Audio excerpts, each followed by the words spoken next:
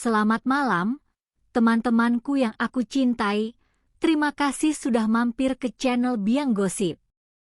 Sebelum cerita kali ini dimulai, mohon tulis dong di kolom komentar dari daerah mana aja teman-teman yang suka dengerin cerita aku ini. Oh ya, jangan lupa klik like dan subscribe-nya ya agar channel ini bisa terus berkembang dan menyajikan cerita-cerita menarik lainnya. Yuk mari kita mulai ceritanya. Beberapa tahun lalu, di kota metropolitan, seorang penyanyi terkenal bernama Raphael sedang berada di puncak karirnya. Dia dikenal lewat lagu-lagu romantis yang sering diputar di radio dan streaming. Saat itu, Raphael bertemu dengan Vina, seorang mantan anggota girl band yang juga pernah menjadi model. Mereka berkenalan di sebuah acara musik, dan tak lama kemudian mulai menjalin hubungan. Raphael waktu itu langsung jatuh hati. "Vina, aku serius sama kamu. Aku mau kita ke jenjang yang lebih jauh," katanya suatu malam saat mereka makan malam di tepi sungai. Vina menjawab pelan, "Aku juga suka sama kamu, Raphael. Tapi aku ingin pernikahan yang sah dan keluarga yang tenang." Tak sampai 1 tahun pacaran, Raphael memutuskan memeluk agama yang sama dengan Vina agar mereka bisa menikah. Keluarga Vina menerima dengan baik. Akhirnya, pada tahun 2014, mereka menikah di sebuah masjid besar di kawasan utara kota metropolitan. Resepsinya ramai, dihadiri banyak rekan artis dan kerabat. Setelah menikah, Vina memilih mundur dari dunia hiburan. Ia ingin fokus mengurus rumah tangga dan anak-anak. "Aku sudah cukup dengan karir dulu. Sekarang aku mau jadi istri dan ibu yang baik," ujar Vina kepada sahabatnya. Raphael justru semakin sukses. Ia merilis beberapa lagu yang langsung hits. Salah satu lagu paling terkenal berjudul "Pesan Cinta untuk Cahaya" yang ia dedikasikan untuk anak pertama mereka. Lagu lain yang tak kalah populer, "Janji Sejati", katanya terinspirasi dari cintanya kepada Vina. Saat launching lagu itu, Raphael pernah berkata di depan wartawan, "Lagu ini buat istriku. Dia takdir cinta sejati buat aku." Mereka dikaruniai 3 orang anak. Vina mulai mengenakan hijab, lalu cadar, dan aktif di kegiatan sosial keagamaan. Di media sosial, foto-foto keluarga mereka selalu terlihat bahagia. Raphael sering menulis caption romantis, "Kamu dan anak-anak adalah segalanya bagiku." Vina membalas, "Selamanya bersamamu, sayang." Namun, di balik kebahagiaan yang tampak di luar, retakan kecil mulai muncul sekitar tahun 2020-2021. Pandemi membuat Raphael lebih sering di rumah, tapi justru sering terlihat murung dan mudah marah. Vina pernah bertanya, "Raphael, ada apa sih? Kok akhir-akhir ini kamu sering kesal sama aku dan anak-anak?" Raphael menjawab singkat, "Capek kerja, Vin. Biasa aja." Yang tidak diketahui Vina saat itu, Raphael sudah mulai dekat dengan seorang wanita bernama Tia yang ia kenal dari lingkungan hiburan. Mereka sering bertukar pesan rahasia. Raphael pernah mengirim pesan, "Kamu bikin aku merasa hidup lagi." Tia menjawab, "Aku selalu ada buat kamu." Tak hanya chat, Raphael diam-diam mulai mengirimkan uang dalam jumlah besar kepada Tia, mencapai ratusan juta rupiah. Semua transaksi itu tercatat di rekening pribadinya. Vina belum tahu apa-apa, tapi ia mulai merasa ada yang aneh dengan sikap suaminya. Masuk ke tahun 2022, hubungan Rafael dan Vina semakin sering diwarnai pertengkaran. Rafael sering pulang larut malam dengan alasan syuting video klip atau meeting dengan tim musik. Vina mulai curiga, tapi ia masih berusaha sabar. Suatu malam, setelah anak-anak tidur, Vina bertanya langsung kepada Rafael. "Rafael, akhir-akhir ini kamu sering jauh. Ada yang kamu sembunyikan dari aku?" Rafael menjawab dengan nada tinggi. "Vina, kamu terlalu curiga. Aku capek kerja, kok malah dituduh macam-macam." Vina diam saja, tapi hatinya semakin gelisah. Tak lama kemudian, Vina tanpa sengaja melihat mutasi rekening pribadi Rafael. Ia menemukan puluhan transfer uang dalam jumlah besar kepada seorang wanita bernama Tia. Totalnya mencapai ratusan juta rupiah dalam waktu kurang dari setahun. Vina terkejut. Ia mulai mencari tahu siapa Tia. Ternyata, Tia adalah seorang wanita yang bergerak di lingkungan hiburan yang sama dengan Rafael. Mereka sering bertemu di acara-acara tertutup. Rafael bahkan pernah membawa Tia ke rumah mereka saat Vina dan anak-anak sedang keluar kota. Pada pertengahan Agustus 2022, Vina akhirnya memutuskan menghadapi Rafael secara langsung. Ia menunjukkan printout mutasi rekening itu di ruang keluarga. "Rafael, jelaskan ini. Kenapa kamu kirim uang sebanyak ini ke Tia? Siapa dia sebenarnya?" tanya Vina dengan suara gemetar. Rafael awalnya diam, wajahnya pucat. Setelah beberapa saat, ia akhirnya mengaku. "Vina, aku salah. Aku sudah dekat dengan Tia sejak tahun lalu. Aku selingkuh." Vina menangis. "Rafael, kita punya 3 anak. Kamu ciptakan lagu-lagu cinta untuk aku, tapi ini balasannya?" Rafael berlutut di depan Vina. "Vina, aku menyesal. Aku janji tidak akan ulangi lagi. Tolong beri aku kesempatan kedua." Vina, meski terluka dalam, masih ingin mempertahankan rumah tangganya demi anak-anak. Ia mengajak Rafael ke notaris pada 22 Agustus 2022. Di sana, Rafael menandatangani surat pernyataan tertulis yang isinya. Ia mengakui perselingkuhannya, berjanji tidak akan mengulangi, dan bersedia menerima konsekuensi apapun jika melanggar lagi. Surat itu disaksikan secara resmi. "Rafael, ini kesempatan terakhir. Kalau kamu bohong lagi, aku tidak akan maafkan," kata Vina saat mereka pulang dari notaris. Rafael mengangguk. "Vina, aku serius kali ini. Aku akan putus total dengan Tia."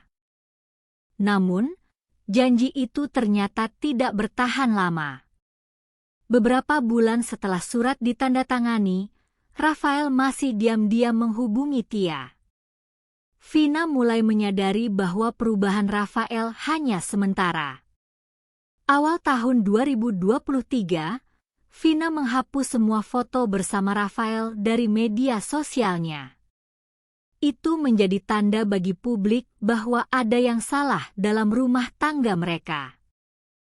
Tak disangka, Rafael justru mengajukan gugatan cerai ke pengadilan agama di kota metropolitan. Vina terkejut sekaligus marah. Ia merasa dikhianati 2 kali. Saat itulah Vina memutuskan untuk membuka semuanya ke publik. Ia mengunggah surat pernyataan Rafael, bukti transfer uang, dan kronologi perselingkuhan di media sosialnya. Publik langsung heboh. Rafael akhirnya membuat video permintaan maaf yang diunggah secara publik. Aku mengakui semua kesalahan aku. Aku telah menyakiti Vina dan anak-anak. Perasaan aku memang sudah berubah, meski lagu-lagu yang aku ciptakan dulu benar-benar tulus saat itu, kata Rafael dalam video itu. Vina juga melaporkan Rafael dan Tia ke polisi atas dugaan perzinahan. Proses perceraian Rafael dan Vina resmi bergulir di Pengadilan Agama Kota Metropolitan sejak pertengahan 2023. Sidang berlangsung tertutup, tapi setiap kali ada agenda, gedung pengadilan selalu dipenuhi wartawan dan warganet yang penasaran. Di dalam sidang, Vina meminta hak asuh ketiga anak sepenuhnya. Ia juga menuntut nafkah yang layak serta pembagian harta gonogini, termasuk royalti dari lagu-lagu Rafael yang masih terus menghasilkan uang hingga saat ini. Rafael awalnya menolak beberapa tuntutan Vina.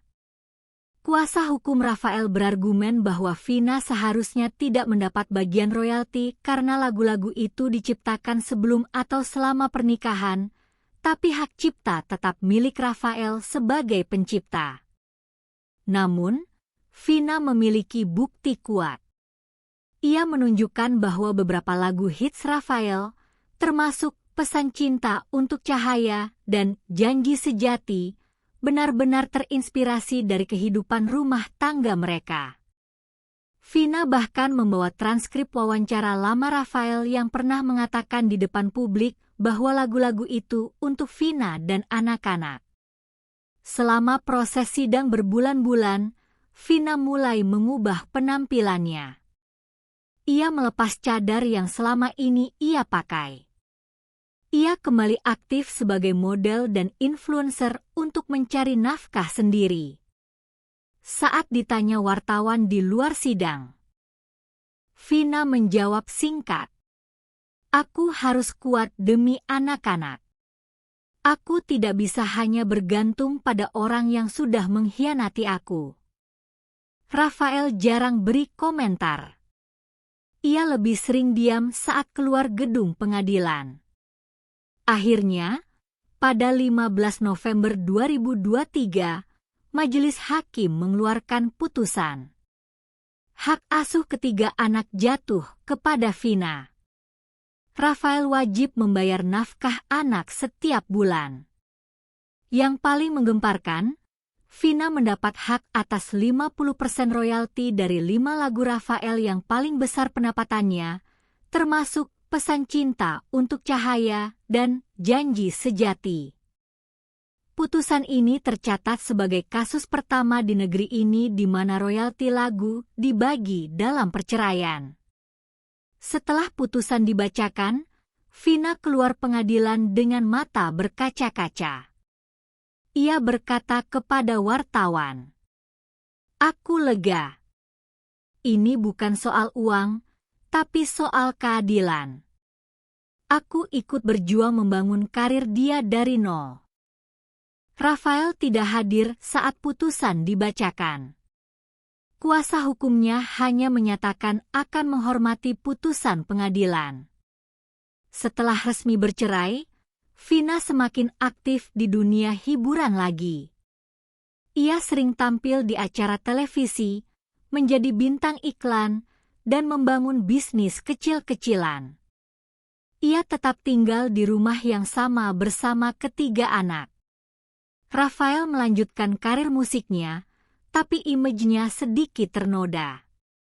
Beberapa sponsor mundur, meski lagu-lagunya masih diputar di mana-mana.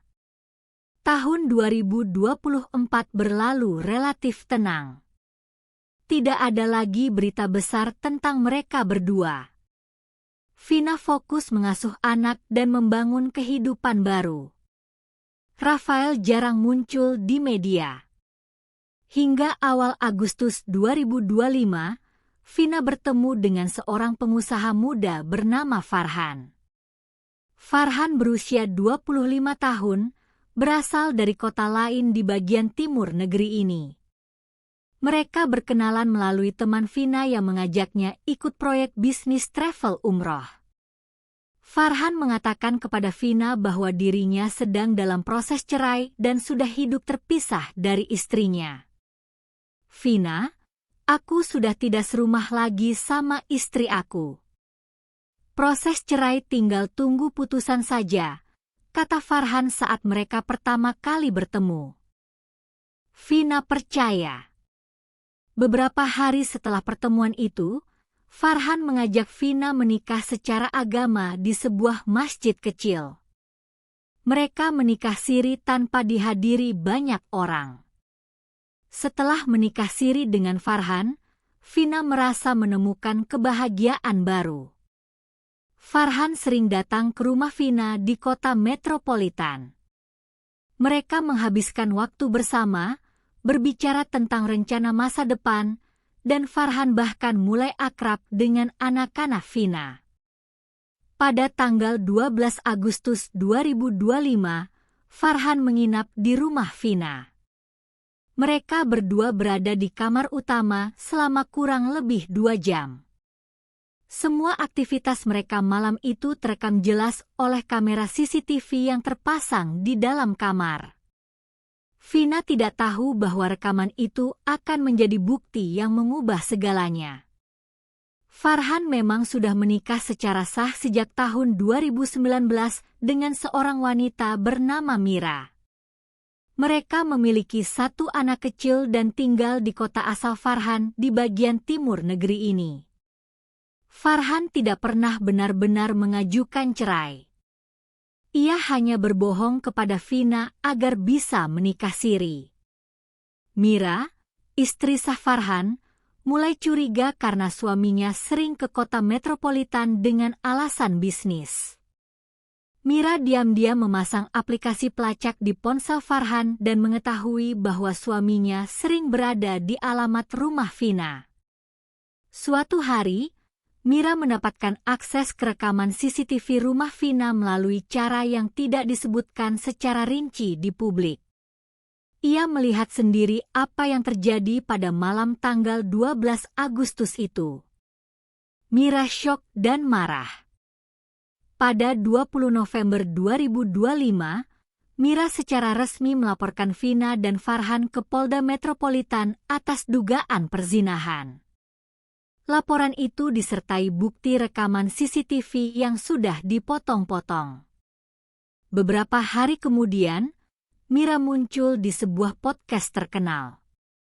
Di sana ia menceritakan kronologi lengkap dan bahkan memperlihatkan cuplikan rekaman CCTV kepada pembawa acara. Farhan bilang ke Vina bahwa dia sudah mau cerai. "Padahal kami masih serumah, masih hidup normal sebagai suami istri. Anak kami masih kecil. Saya tidak terima rumah tangga saya dirusak begini saja," kata Mira dengan suara bergetar di podcast itu. Farhan kemudian diundang ke podcast lain. Di sana ia mengakui segalanya. "Iya, saya sudah menikah siri dengan Vina. Kami sudah ijab kabul di masjid kecil. Saya memang bohong soal status cerai saya. Saya salah," kata Farhan tanpa rasa bersalah yang terlalu kentara. Ia bahkan memperlihatkan foto surat nikah siri dan cuplikan video ijab kabul mereka. Berita ini langsung meledak di media sosial. Publik yang dulu bersimpati kepada Vina karena menjadi korban perselingkuhan Rafael, kini ramai mengkritiknya. Banyak yang menyebut ini sebagai karma atau pembalasan yang ironis. Manajer Vina memberikan pernyataan singkat. Vina sedang syok dan butuh waktu untuk menenangkan diri. Ia merasa dibohongi besar-besaran oleh Farhan. Vina tidak tahu bahwa Farhan masih berstatus suami sah. Vina sendiri belum memberikan pernyataan langsung hingga akhir 2025. Ia menghilang sementara dari media sosial dan dunia hiburan. Proses hukum terhadap Vina dan Farhan masih berlangsung. polisi sudah meminta keterangan dari keduanya. Begitu berita perzinahan Vina dengan Farhan tersebar luas akhir November 2025, media sosial langsung ramai. Tagar-tagar seperti karma datang, balas dendam hidup, dan Vina Farhan langsung trending di berbagai platform. Publik terbelah menjadi dua kubu besar. Kubu pertama, yang dulu sangat bersimpati kepada Vina saat menjadi korban perselingkuhan Rafael, kini kecewa berat. Waktu dikhianati Rafael, Vina nangis-nangis di depan publik, minta keadilan. Sekarang giliran dia yang jadi pelaku. Karma itu nyata, tulis seorang netizen yang akunnya langsung dibanjiri like dan retweet. Banyak yang mengunggah kembali video lama Vina saat ia membongkar surat pernyataan Rafael. Mereka membandingkan perkataan Vina dulu dengan situasi sekarang. Dulu bilang, perselingkuhan itu dosa besar, menghancurkan keluarga. Kok sekarang malah ikut-ikutan? Komentar seorang influencer. Kubu kedua membela Vina. Mereka berargumen bahwa Vina adalah korban penipuan Farhan. Vina sudah ditipu mentah-mentah. Farhan bilang sedang cerai, padahal masih sah suami Mira. Vina menikah siri karena percaya itu halal. Kesalahan utama ada di Farhan yang berbohong, kata seorang pengacara terkenal di sebuah acara televisi. Beberapa selebriti juga angkat bicara. Ada yang mendukung Vina secara terbuka. Aku kenal Vina. Dia orang baik, tapi lagi jatuh cinta dan dibohongi. Kita jangan terlalu cepat menghakimi, ujar seorang presenter wanita. Rafael, yang selama ini diam pasca cerai, akhirnya buka suara lewat manajernya. Rafael tidak ingin berkomentar banyak. Dia hanya fokus pada anak-anak dan karir. Yang penting, anak-anak tetap terlindungi dari semua ini. Mira, istri sah Farhan, terus muncul di berbagai podcast dan wawancara. Ia menunjukkan bukti-bukti tambahan, termasuk chat antara Farhan dan Vina yang menurutnya membuktikan bahwa Vina sebenarnya tahu status Farhan. Vina pernah tanya langsung ke Farhan, "Kamu benar-benar sudah pisah ranjang ya?" Farhan jawab sudah. Tapi Vina tetap lanjut. Dia bukan korban sepenuhnya, kata Mira di salah satu kesempatan. Sementara itu, polisi terus memproses laporan Mira. Vina dan Farhan sudah dipanggil beberapa kali untuk dimintai keterangan. Hingga akhir Desember 2025, belum ada penetapan tersangka, tapi penyidikan masih berjalan.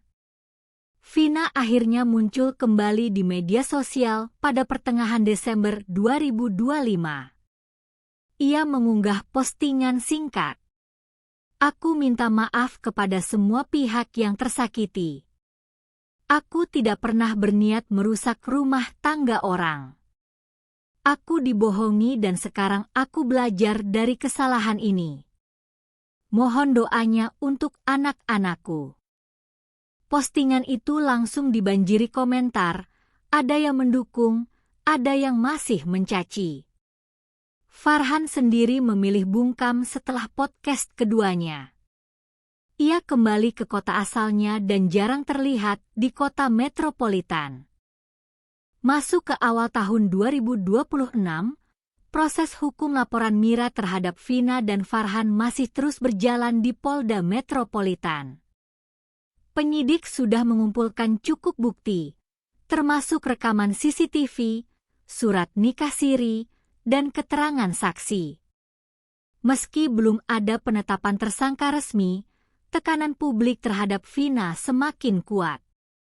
Vina, yang sempat bungkam beberapa minggu, akhirnya memutuskan mengambil langkah tegas. Ia menghubungi Farhan dan meminta pertemuan 4 mata.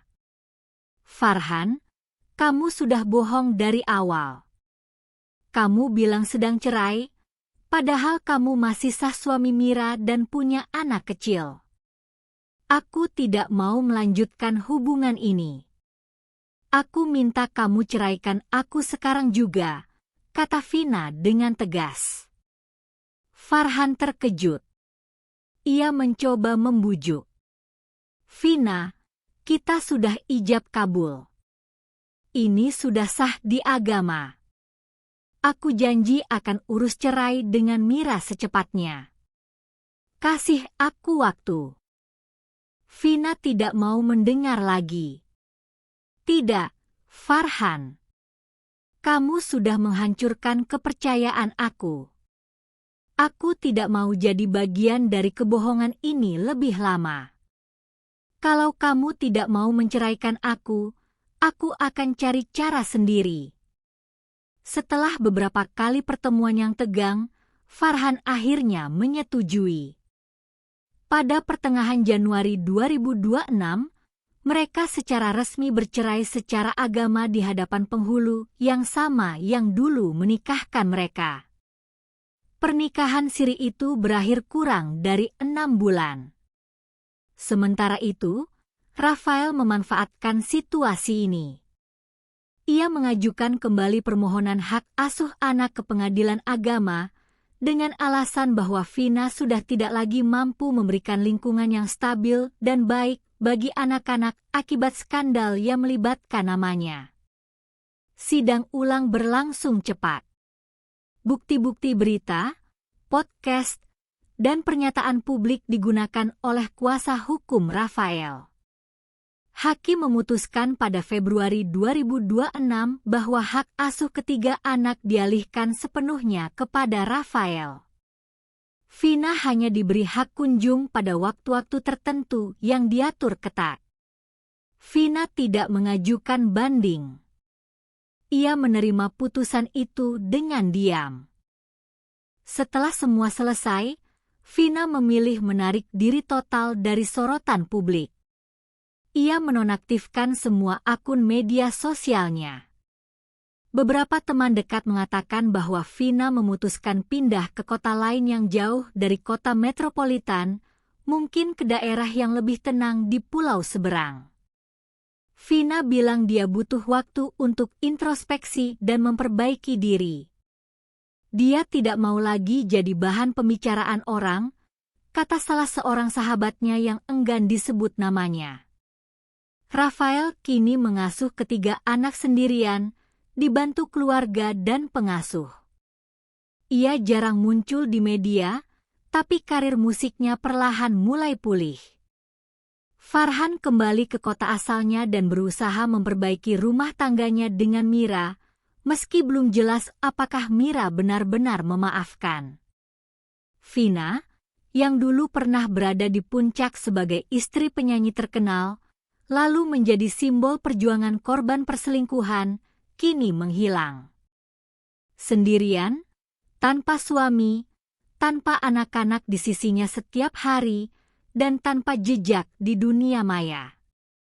Kisah ini berakhir dengan pelajaran pahit, kebohongan, balas dendam, dan keputusan tergesa-gesa bisa menghancurkan segalanya, bahkan bagi orang yang pernah kita anggap korban. Dalam semua cerita prahara rumah tangga, anak-anak selalu menjadi korban terbesar dalam drama orang tua. Sekian cerita gosip kali ini. Terima kasih banyak untuk teman-teman yang mau dengerin cerita aku ini sampai akhir. Sampai jumpa di cerita gosip selanjutnya. Bye-bye.